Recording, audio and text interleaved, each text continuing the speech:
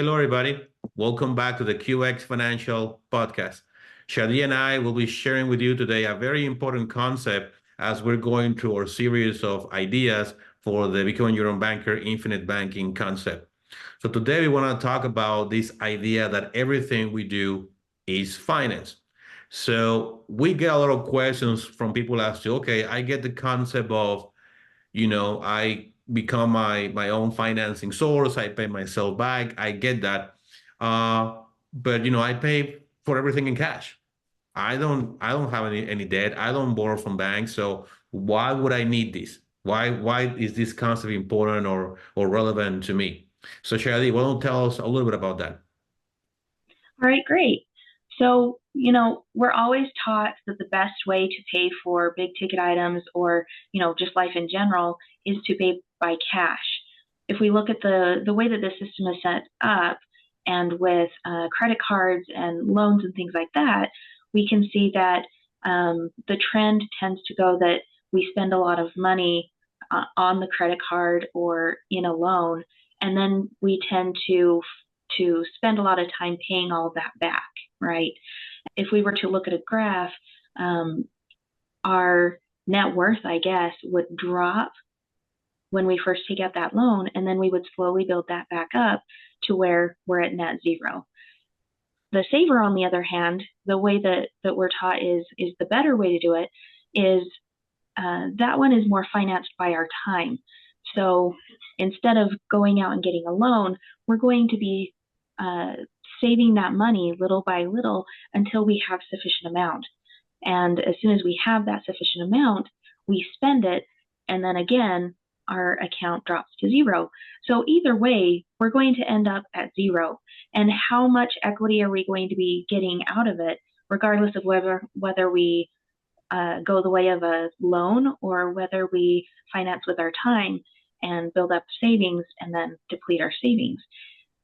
Either way, we're going to end up with zero equity. We're going to have nothing really to show for that. I mean, except for the car that we're driving or, whatever we spent that money on. We're going to end up at net zero. The biggest advantage, in my opinion, to being your own bank and having the system set up for you is that not only are you spending your money the correct way through cash, but you're also generating additional equity as you go.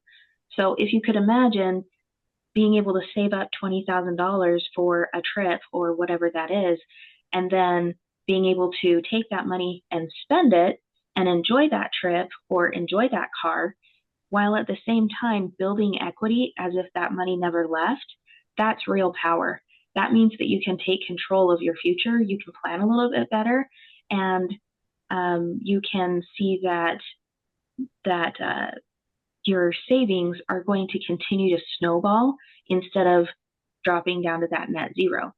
So this is a really powerful way to be able to finance your life and to really gain back and kind of reward yourself for the hard work of building up this savings. If we were to look at a graph of someone who uses their own banking system, you could see that they're building up and they're building up. And then once they get to that point where they have sufficient for that car or that trip or whatever it is, they'll they'll spend that money, but that interest continues to generate as if the money never left. Exactly right.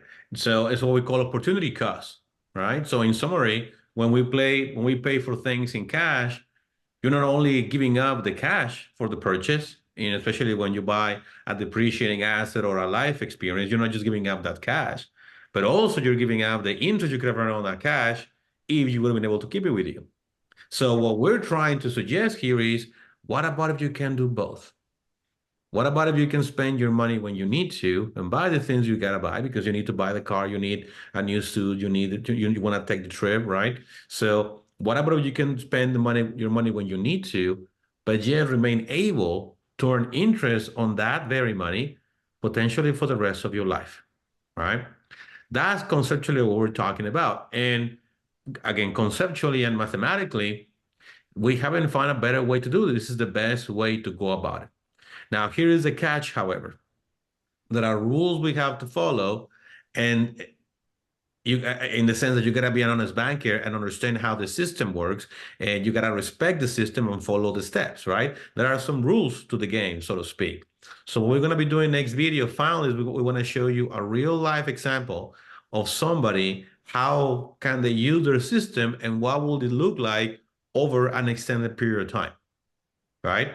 And that I think that will kind of finalize our series of videos on the banking concept, so you can actually see the value in terms of dollars and cents. And then from there, you can determine whether this strategy is good for you or if it's a better way to do it, right? But I can tell you beforehand, before we even get there, that there is no other way to manage your cash flow than you becoming your own bank.